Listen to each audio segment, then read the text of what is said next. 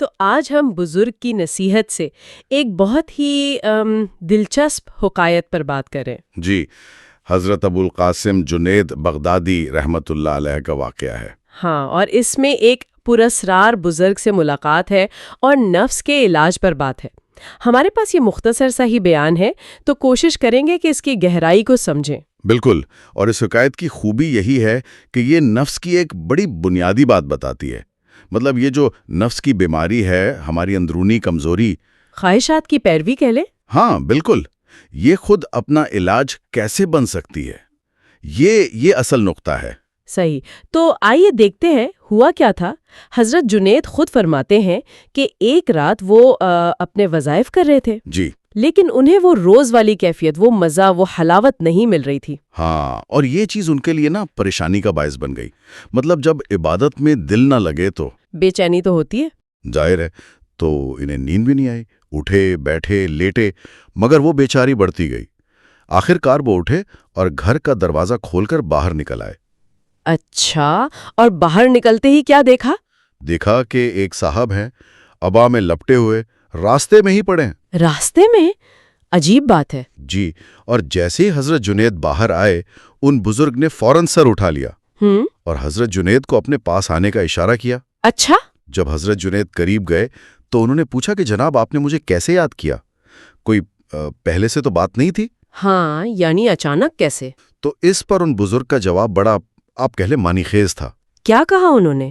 یہ حصہ مجھے ہمیشہ بہت پراسرار لگتا ہے۔ بزرگ نے فرمایا، ہاں، میں نے اللہ سے دعا کی تھی کہ وہ تمہارے دل کو میری طرف مائل کر دے۔ اچھا، یعنی یہ ملاقات اتفاقی نہیں تھی، کم از کم بزرگ کی طرف سے؟ بالکل، ان کی دعا سے ترتیب پائی تھی۔ یہ ایک طرح کا آپ کہہ لیں غیبی اشارہ تھا۔ صحیح، تو حضرت جنید نے بھی یہ مان لیا اور پوچھا، اللہ نے تو یہ کر دیا، مگر آپ کو مجھ سے کیا کام ہے؟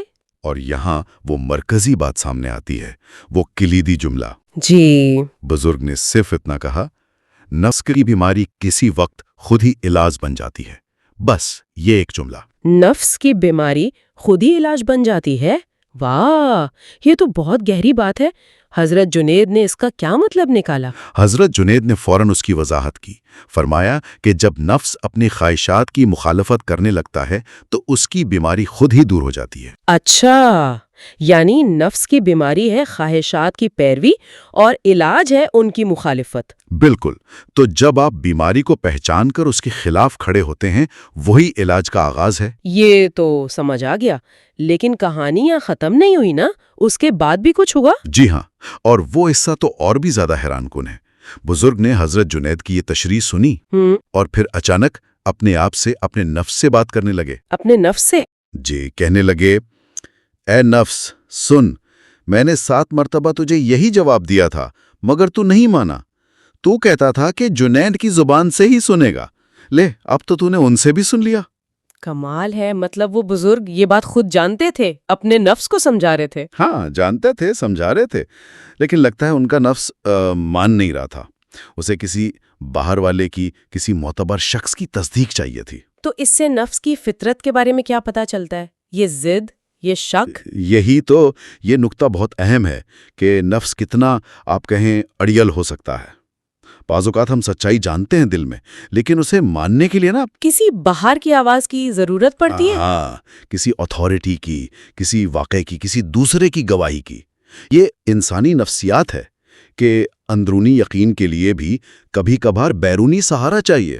صحیح، اور اس گفتگو کے بعد کیا ہوا؟ بزرگ چلے گئے؟ جی، بس یہ کہا، اٹھے اور چلے گئے۔ حضرت جنید کہتے ہیں کہ نہ میں انہیں پہلے جانتا تھا، نہ اس وقت پہچان سکا کہ وہ کون تھے۔ واقعی بڑا پراسرار واقعہ تھا۔ بالکل، تو خلاصہ کیا نکلا؟